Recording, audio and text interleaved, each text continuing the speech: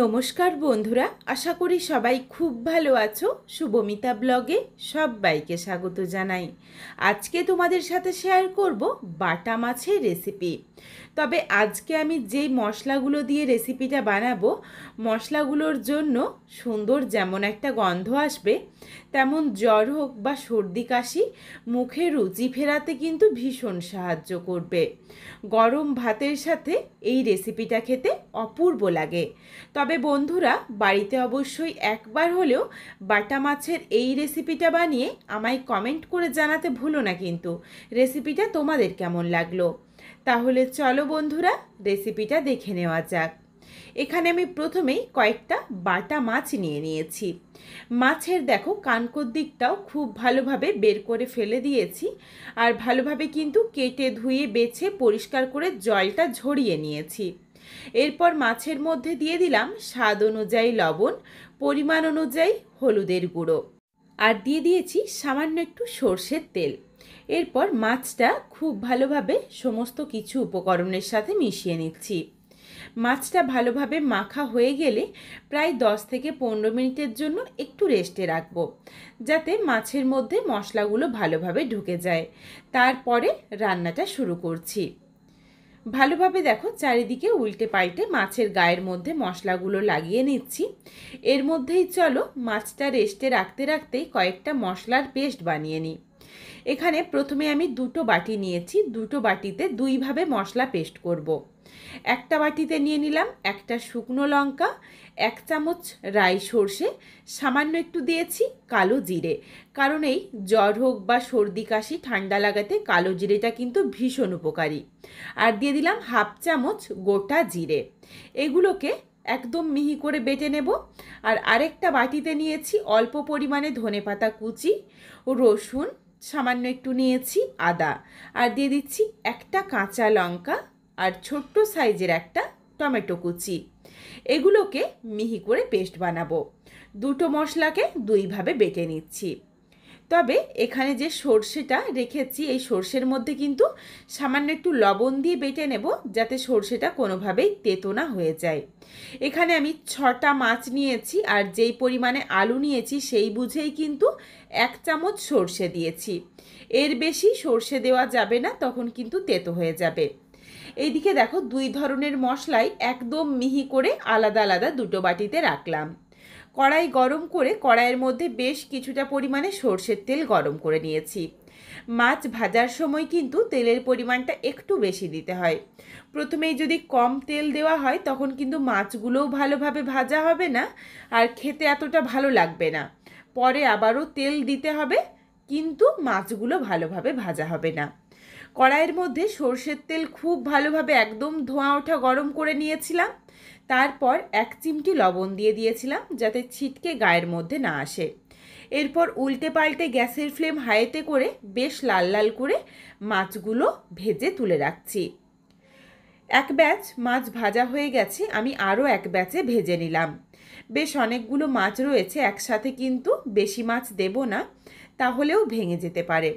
আশা করছি মাছগুলো দেওয়ার সময় তোমরা দেখে বুঝতেই পারছো যে তেলটা বা কড়াইটা ঠিক কতটা গরম রয়েছে। এইভাবে একদম গরম কড়াইয়ের মধ্যে মাছগুলো ভাজলে প্রত্যেক কটা মাছই কিন্তু গোটা থাকবে, ভেঙে যাবে না। মাছগুলো ভেজে তুলে নিয়েছি। মাছ ভাজার যেটুকু তেল ছিল তার মধ্যে দিয়েছি লম্বা করে কেটে নেওয়া আলু, আর সামান্য একটু লবণ দিয়ে দিয়েছি আলুর পরিমাণ অনুযায়ী।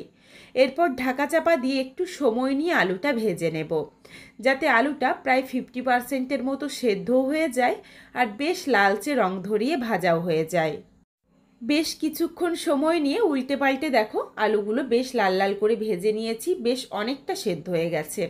এরপর তেলটা ঝরিয়ে আলুটা তুলে রাখলাম। খুবই অল্প পরিমাণে তেল রয়েছে, এখানে আমি আবারও 1 চামচ পরিমাণে সর্ষের তেল অ্যাড করে নিয়েছি। তেলের পরিমাণটা তোমরা তোমাদের পছন্দ মতো চাইলে আরও বাড়িয়ে বা কমিয়ে নিতে পারো। তেলের মধ্যে দিয়ে দিয়েছি 1 চিমটি পরিমাণে কালো জিরে ফোড়নে। এই রেসিপিটার মধ্যে কালো জিরে ছাড়া আর কোনো কিচ্ছু ফোড়ন দেওয়ার দরকার নেই। কালো জিরে থেকে যখন সুন্দর একটা গন্ধ আসবে, তখন দিয়ে দিলাম ছোট্ট সাইজের দুটো পেঁয়াজ কুচি। পেঁয়াজটা দিয়ে অনবরত নাড়াচাড়া করে বেশ লাল লাল করে ভেজে নেব। পেঁয়াজটা দেখো বেশ লালচে রং ধরিয়ে ভাজা হয়ে গেছে। এরপর এখানে দিয়ে দিলাম বেটে রাখা মশলার পেস্ট, যার মধ্যে ছিল টমেটো বা আরও ধনেপাতা বা আরও যা যা উপকরণ ছিল সেই পেস্টটা দিয়েছি। সর্ষের পেস্টটা কিন্তু এখন দিইনি, এটা রেখেছি পরে দেব। সর্ষে যদি এখন দেওয়া হয় তাহলে কিন্তু তেতো হয়ে যাবে। বেশ কিছুক্ষণ সময় নিয়ে ভালোভাবে মশলাটা কষিয়ে নিয়েছি। এরপর এখানে কিছু গুঁড়ো মশলা দিচ্ছি। মশলা থেকে দেখো সুন্দরভাবে তেলটা ছেড়ে এসেছে। প্রথমেই দিয়ে দিলাম সামান্য একটু হলুদের গুঁড়ো আর হাফ চামচ পরিমাণে কাশ্মীরি রেড চিলি পাউডার। তবে এটা দিলাম সম্পূর্ণ কালারের জন্য, আর এটা অপশনাল, তোমরা চাইলে দিতে পারো, না চাইলে বাদ দিতে পারো। গুঁড়ো মশলার মধ্যে শুধুমাত্র হলুদের গুঁড়ো লঙ্কার গুঁড়োই দিলাম, আর কোনো কিচ্ছু দেব না। এখানে ঝালটা কিন্তু হবে কাঁচা লঙ্কার। খুব ভালোভাবে গুঁড়ো মশলা দিয়ে মিশিয়ে নেওয়া হয়ে গেলে দিয়ে দিয়েছিলাম বেটে রাখা সর্ষের পেস্টটা। এরপর সমস্ত উপকরণ দিয়ে প্রায় 30 সেকেন্ডের মতো একটু নাড়াচাড়া করে মিশিয়ে নিয়েছি। সর্ষের মধ্যে লঙ্কা ছিল বা লবণ ছিল, এই জন্য কিন্তু তেতো ভাবটা একদম আসবে না। নাড়াচাড়া করে একটু কষিয়ে নিয়ে দিয়ে দিলাম অল্প পরিমাণে জল। জল দিয়ে খুব ভালোভাবে মশলাটা মিশিয়ে নিয়েছি। মশলার মধ্যে দেখো কোনো রকম কিন্তু দানা ভাব নেই, সুন্দরভাবে পেঁয়াজটাও একদম গলে গেছে। এর সাথে দিয়ে দিলাম ভেজে রাখা আলু। আলু দিয়ে নাড়াচাড়া করে মিশিয়ে নিচ্ছি। আলুটা দেওয়ার পর প্রায় মিনিট 2-3 সময় নিয়ে ভালোভাবেই মশলার সাথে কষিয়ে নিচ্ছি। আলুটা যদি একটু কষিয়ে নেওয়া হয় তাহলে কিন্তু খেতে আরও বেশি ভালো লাগবে। প্রায় 2-3 মিনিট সময় নিয়ে একটু কষিয়ে নিয়েছি। চারিদিক দিয়ে দেখো মশলার থেকে আবারও তেল ছাড়তে শুরু করেছে। এরপর এখানে আমি বেশ কিছুটা পরিমাণে জল দিয়ে দিলাম। তোমরা যেমন ঝোল রাখতে চাও সেই বুঝে জলটা দিয়ে নিও। তবে মাছগুলো দেওয়ার পরও আবারও আমি প্রায় 3-4 মিনিট সময় নিয়ে ফুটিয়ে নেব। সুন্দরভাবে দেখো ঝোলটা ফুটে উঠতে শুরু করেছে। এরপর আমি আবারও মিনিট 2-3 সময় নিয়ে একটু ঢাকনা দিয়ে ঢেকে দিলাম, যাতে আলুগুলো সুন্দরভাবে সুসেদ্ধ হয়ে যায়। আলুগুলো দেখো সুন্দরভাবে সুসেদ্ধ হয়ে গেছে। তোমাদের আমি একটা আলু চেপে দেখিয়ে দিই। আলু যখন খুব ভালোভাবে সেদ্ধ হয়ে যাবে তারপর দিয়ে দিতে হবে ভেজে রাখা মাছগুলো। এখানে 6টা মাছ ছিল, তার মধ্যে কিন্তু আমি একটা মাছ ভাজা তুলে রেখেছি, আর ঝোলে 5টা মাছ দিয়ে দিলাম।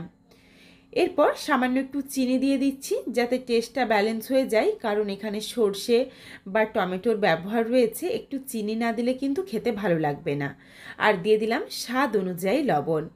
এরপর আবারও একবার খুব ভালোভাবে মিশিয়ে নিচ্ছি, আর গ্যাসের ফ্লেম লোতে করে প্রায় 3-4 মিনিট সময় নিয়ে ঢাকনা দিয়ে ঢেকে রাখছি, যাতে মাছের ফ্লেভারটা ভালোভাবে ঝোলের মধ্যে চলে আসে। রেসিপিটা দেখো একদম রেডি হয়ে গেছে। এরপর প্রায় 3-4টের মতো চেরা কাঁচা লঙ্কা দিয়ে দিলাম। তোমরা যেমন ঝাল খেতে পছন্দ করো সেই বুঝে কাঁচা লঙ্কাটা দিয়ে নিও। আর কাঁচা লঙ্কাটা রান্নাটা নাবিয়ে নেওয়ার প্রায় 30 সেকেন্ড আগে দিও, খুব বেশি আগে দেওয়ার দরকার নেই, যাতে কাঁচা লঙ্কার সুন্দর গন্ধটা থাকে রান্নাটার মধ্যে। কয়েকটা আলু খুন্তিতে করে একটু চেপে নিলাম যাতে ঝোলটা একটু মাখো মাখো হয়। তোমরা যারা পাতলা ঝোল খেতে পছন্দ করো তাদের আর আলুটা চেপে নেওয়ার দরকার নেই।